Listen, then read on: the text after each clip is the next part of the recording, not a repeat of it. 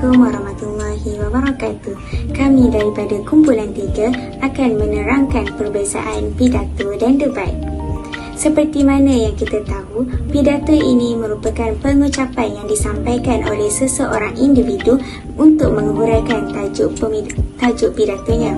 Yang kedua, pidato ini merupakan antara aktiviti berkomunikasi secara sahala. Yang ketiga, pidato ini disampaikan di depan khalayak ramai dengan maksud dan tujuan yang berbeza. Pidato ini juga bukanlah hanya sekadar pengucapan di depan khalayak ramai, tetapi ia juga merupakan salah satu seni meluahkan kebijaksanaan. Perbezaan di antara pidato dan juga debat. Yang pertama adalah dari segi peserta. Pidato hanya memerlukan seorang sahaja peserta untuk melakukan pidato, manakala debat memerlukan seorang ataupun lebih daripada seorang peserta untuk melakukan debat. Kebiasaannya 4. Yang kedua, dari segi pertukaran idea. Pidato bertukar idea dengan cara mempunyai ruang-ruang dalam pengucapannya, iaitu mempunyai perenggan ke setiap perenggan untuk bertukar idea. Manakala pidato pula bertukar idea dengan sesama individu, iaitu di mana mereka dibenarkan untuk membangkang idea yang telah diutarakan daripada pihak lawan. Yang ketiga adalah pada tempat melakukan pidato dan juga debat.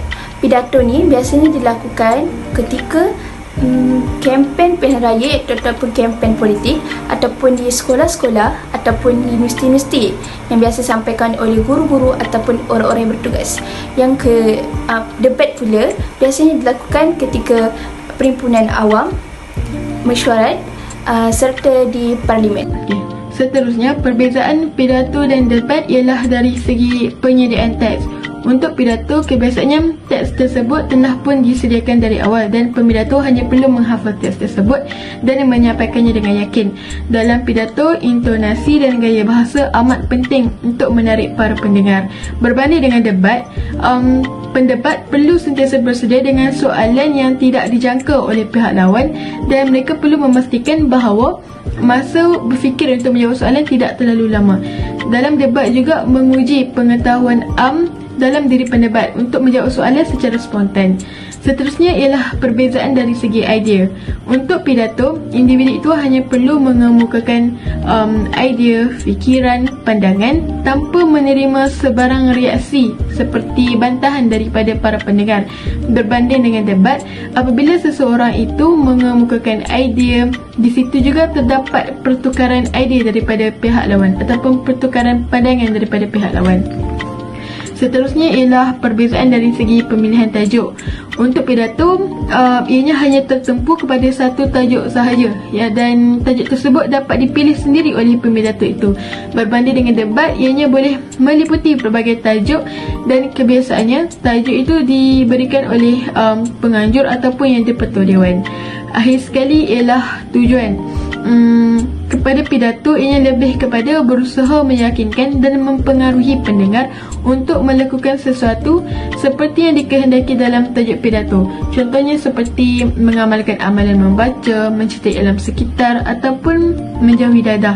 Berbanding dengan debat, ianya lebih kepada mempertahankan hujah mereka dengan mengemukakan fakta bukti yang kuat untuk menyokong hujah mereka.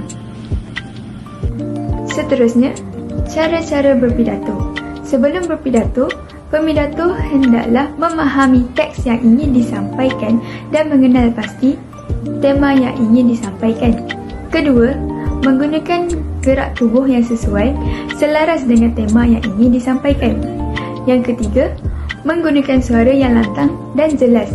Hal ini kerana untuk menarik perhatian penonton agar fokus terhadap apa yang ingin disampaikan. Selain itu, pemidato hendaklah dalam keadaan tenang dan tidak terburu-buru dalam menyampaikan pidato. Dengan ini, memudahkan penonton untuk faham dan memudahkan mereka untuk menerima maklumat tersebut. Kemudian, berdiri tegak ketika berpidato dan jangan sesama sekali memberi posisi yang tidak elok. Dan akhir sekali, tariklah perhatian penonton dengan senyuman.